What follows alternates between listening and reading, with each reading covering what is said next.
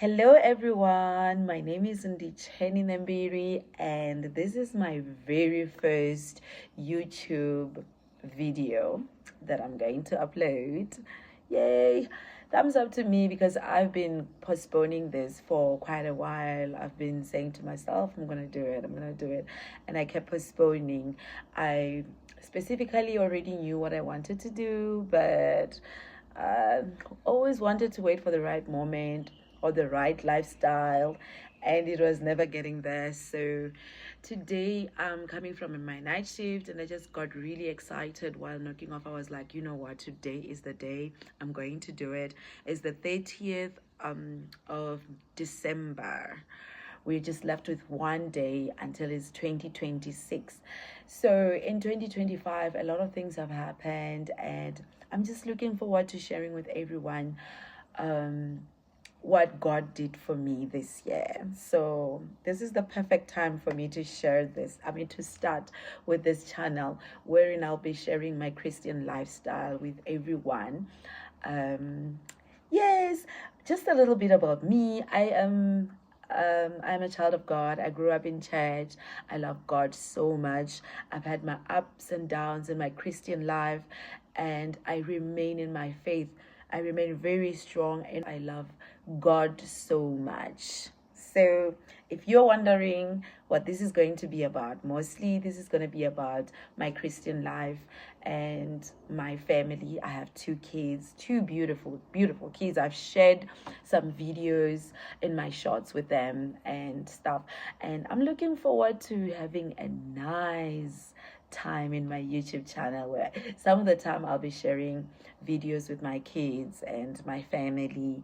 But today it's just about 2025 and how God came through for me.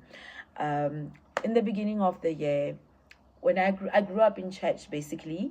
So what we normally did is that in the beginning of the year we would have fasting prayers that would go on for like 7 days and so that tradition, I grew up with it. But growing up, because life is hectic, there was a point in my life where I lost that. And when I lost it, I've had ups and downs and there, and things didn't go so well. So this year, when I started my year, I wanted to go back to that, but because of hindrances and that, I still couldn't do it. But I went on YouTube and I came across this powerful message by Teresa Foy. I call her the cheerleader of my dreams. She spoke about a lot of things, but most importantly, what I noted was that you need to write down your vision, which she referenced from the book of Habakkuk. I have my Bible here. I don't know if it's showing well, but it says here in the book of Habakkuk, when he was speaking about the Lord's answer after he had called upon him, he says that the Lord answered me and said, write the vision, make it plain upon the tablets, that he may run that readeth it. Another version says that the herald may run with it. For the vision is yet for an appointed time, but at the end it shall speak and not lie. Though it tarry, wait for it, because it will surely come. So though it takes time, it will happen. And writing it down makes it more real for you. So in 2025, I wrote down my vision. I got a journal and I wrote down everything that I wanted. I wrote about more than 10 things. I think about 25 things that I needed to achieve. Every little thing, there were short-term goals and then there were long-term goals. There were things that would take like a week, a month to do, and things that would take a week, and there would be things that would take the whole year to achieve. And so after writing it down and making it plain, I went on and prayed about it. Having something written down made it simple for me to just go back and reference on it. Sometimes we are praying, but we forget what it is that we are looking for, that we forget what it is that we should focus on. But writing those prayer requests down, writing those goals down and saying that I want to see 1, 2, 3, makes it easier for you to go back and reference and say, this is what I want. So it was easier for me to go back on those prayer points, on those goals that I wanted to achieve. And I went on and kept praying for them as Paul directed the Thessalonians to always pray without ceasing. Another thing that I did was to always give thanks when I made prayers. It's also in the book of Thessalonians that when they pray without ceasing, they must also always give thanks.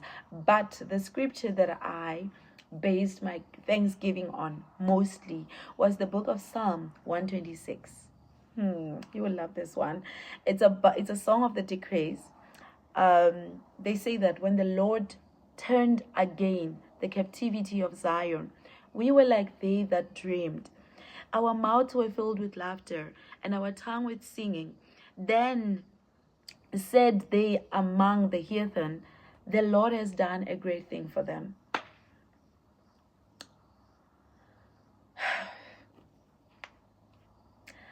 I started knowing this psalm, or rather reading it a lot in 2018 when things were really bad in my life. It was a really bad time of my life. And I had a friend back then. We would go to prayer together. We had a place that we referred to as the battlefield. And we would go there and make prayer. And this was one of our anchor psalm.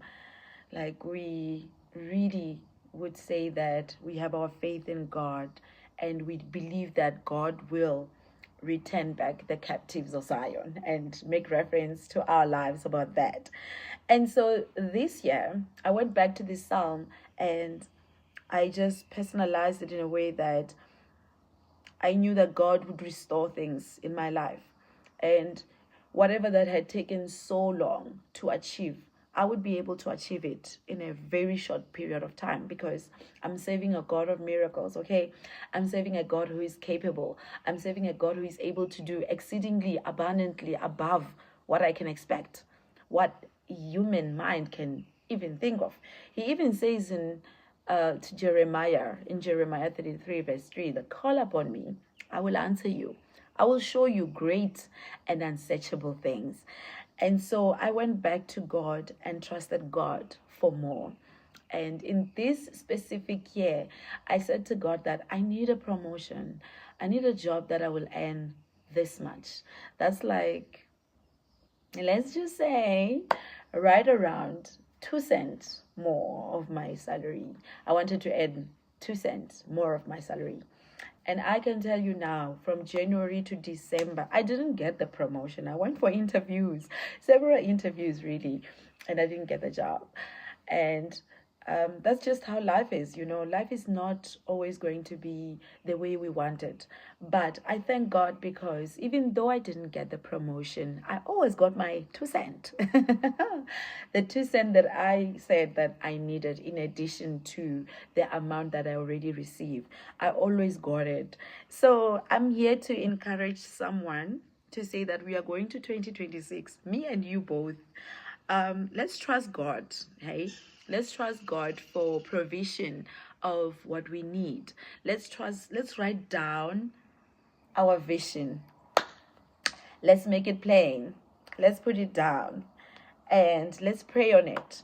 Let's make a declaration of the return of the captivity of Zion. That whatever that the enemy has stolen, it will be returned back. Whatever it is that we are looking for, it will be given unto us, and our mouths will be filled with laughter. Let's make this declaration that the Lord has done a great thing in 2026. It's November 2026. Me and you are thanking God for what He has done from January until November next year. It is November 2026, and we are saying the Lord has done a great thing for us. The Lord has filled our mouths with laughter. The Lord has done it for us. I saw it in 2025, and I'm trusting God that He's going to do it again in 2026, because I don't really know how things are going to work out for me, especially financially. But I'm trusting God for a miracle. I'm trusting God for abundantly above my expectation, abundantly above what I can possibly imagine, because He's the God of miracles and He's the God that will do it for us. And I just want you, in conclusion, I want you to go back to this Psalm 126. Okay, I'm going back. I don't know about you, if you've ever seen it or not. If it's your first time, go to this Psalm. If you've seen it before and you've just read through it and it's one of those that, we are used to, go back to it and trust God for a miracle. Trust God for a laughter in 2026. We can do this. We can do this, and I believe that we are going to have more than we are expecting. So, I think I've spoken more than I was supposed to, but I wrote something down. Obviously, I'm a write-down girl. I had written down why I'm recording this today. Obviously, that's not happening. But the part that I left out, obviously, that I really, really still want to share is how I lost my diary, guys. So I write down all these things in my diary. I remember I had written the goals, like the stuff that I want to do, like buying a 1, 2, 3, buying 3, 4, 5. I wrote 25 of them at the back of my diary, of my journal. And so during the course of the year, some of the things were happening. I was ticking off that, okay, I did this, and somewhere around August, I lost my diary. Somehow I lost it. And whatever was left on the list, if I can tell you, it didn't happen.